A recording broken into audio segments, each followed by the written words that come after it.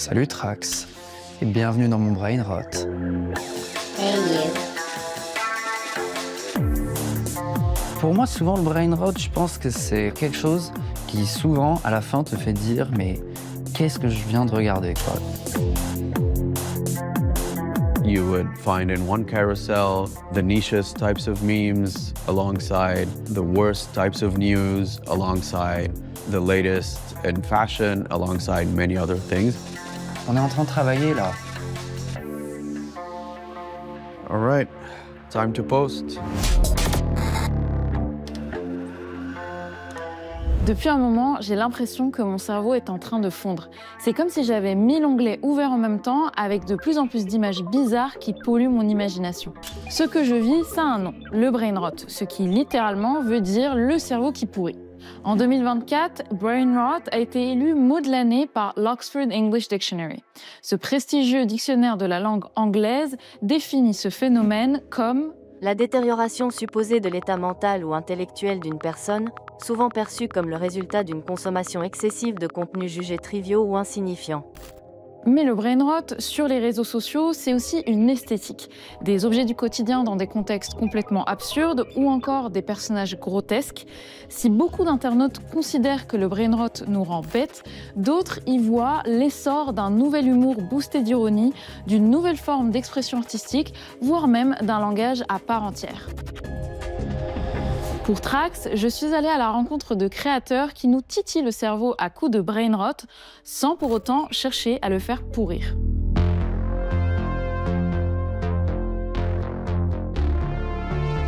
Je pense vraiment que le brain rot influence ce que je fais. Je le prends et je le recrache après. Antoine Josset, alias Anthony No Limit, est un artiste et animateur 3D. Après avoir essuyé plusieurs refus sur le script de sa série en 3D My Little Farm, il a décidé de la lancer sur Instagram en 2020.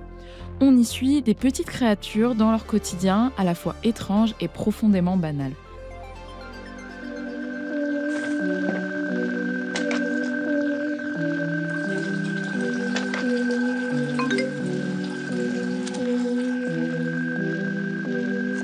Contrairement à d'autres contenus de brain rot qui sont totalement dépourvus de narration, My Little Farm, c'est des histoires avec un début et une fin et des personnages qui reviennent régulièrement. Pourtant, ses followers sont catégoriques. Avec son sens de l'absurde, son esthétique bizarre et sa 3D de basse qualité, Anthony produit bien du brain rot, mais du brain rot premium. Je l'ai retrouvé dans son studio à Strasbourg en pleine création d'un nouvel épisode.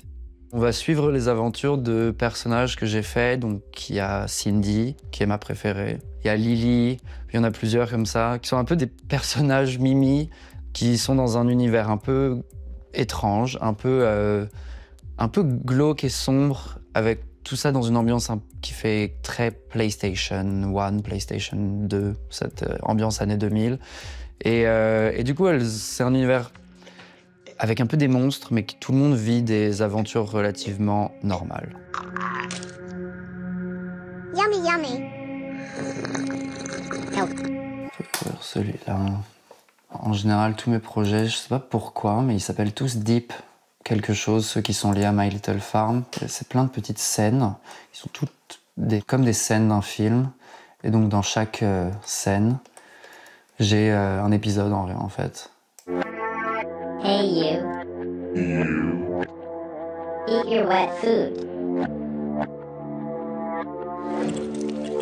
And stop acting like a child. Un moment ou un autre, quand on veut créer du brain rot, c'est instaurer une logique. Et ensuite, il faut venir vraiment à l'inverse de cette logique. Un peu comme si ça a été fait à 3h du mat, dans un état en étant très fatigué, je sais pas. Et même si vous êtes fatigué, les contenus de My Little Farm sont faits pour éviter que vous ayez à trop réfléchir. Au départ, les épisodes de la série devaient se suivre, mais aujourd'hui, ce sont les demandes des algorithmes d'Instagram et de TikTok qui priment.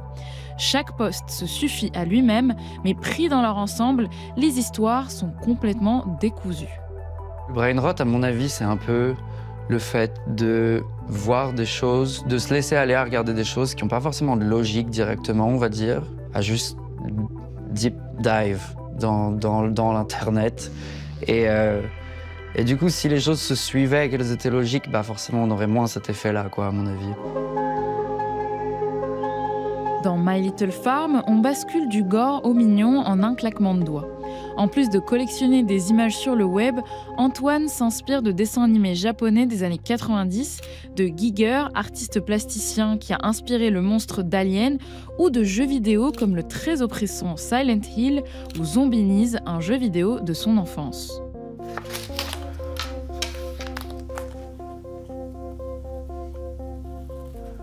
En tout cas, vraiment, je pense que le truc principal, c'est toujours cette espèce d'influence de quand j'étais enfant et des jeux vidéo. Je pense que c'est toujours cette espèce de retour en arrière, de toujours essayer de récupérer cette espèce de vieille émotion. Et je pense que quand on est enfant, vu qu'on comprend pas, on n'a pas tous les tenants et les aboutissants, et ben on est plus face à des choses qui n'ont pas de logique tout le temps. Et c'est pas grave, on fait avec. Et je pense que du coup, le côté un peu surréaliste, c'est toujours un peu... Enfin, moi, j'essaie toujours de récupérer cette émotion-là, de pas trop comprendre, mais en fait, c'est pas grave, ça marche quand même. Ça fait du sens dans le moment présent, quoi. Je fais de la musique aussi en parallèle de l'animation 3D. Et du coup, comme pour l'animation 3D, j'essaye de garder un truc un peu vintage, un peu à l'ancienne. Et je bosse du coup avec des vieilles machines que je vais sampler et utiliser en tant que synthé dans la série. Cette piste de batterie, tu vois, je la prends et je vais juste l'enregistrer et je la mets et je peux l'utiliser dans ma table de montage, mais avec d'autres synthés que je vais récupérer d'ailleurs. À ce stade, vous vous dites sûrement que c'est beaucoup de boulot pour des contenus qui pourrissent l'esprit. Pourtant, Antoine est plutôt à l'aise avec l'étiquette de Brainrot. Pour lui, c'est pas forcément négatif et c'est même pas si nouveau que ça. J'aime bien l'idée du cerveau qui pourrit, moi ça me dérange pas, c'est même une image que franchement je pourrais mettre dans mes animations, c'est pas du tout quelque chose avec lequel j'ai un problème. Et je pense qu'encore une fois, tout ce qui est le brain rot, à mon avis ça existe depuis longtemps, même David Lynch faisait déjà un peu ça, j'ai l'impression presque avec des animations qu'il faisait quand il était plus jeune. I am the doctor. Je pense que l'idée de vraiment laisser aller à quelque chose d'absurde et de... ouais, pas forcément très malin, je sais pas comment dire, et bah je pense que ça, c'est vraiment quelque chose que je trouve beau et vraiment, non, chouette. Qu'on le veuille ou non, on a toujours notre cerveau qui est en train de pourrir et ça va jamais s'arrêter.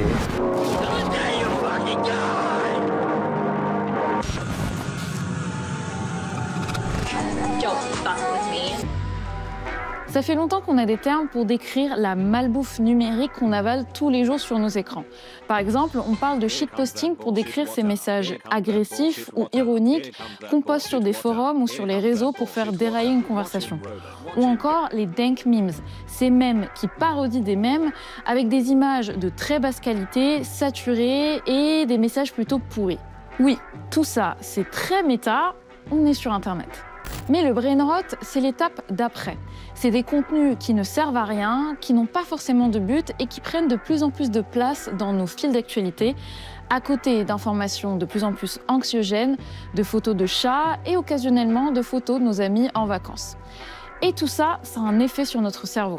Ça nous rend léthargiques et nous hypnotise, comme si on était dans un scroll infini. Mais évidemment, quand on sort le brain rot de son contexte, ça fait pas tout à fait le même effet.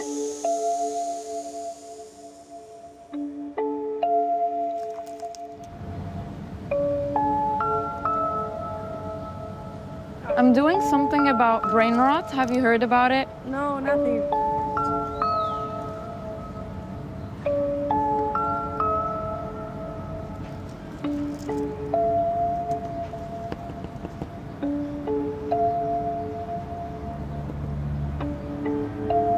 One thing about brain rot that marks a significant turning point, with brain rot, we consume brain rot, we post brain rot, but we also have brain rot. So it's almost like a turning point where we have fully merged with the online. Like it's as if our brains are now in full coalescence with the material that we expose ourselves to.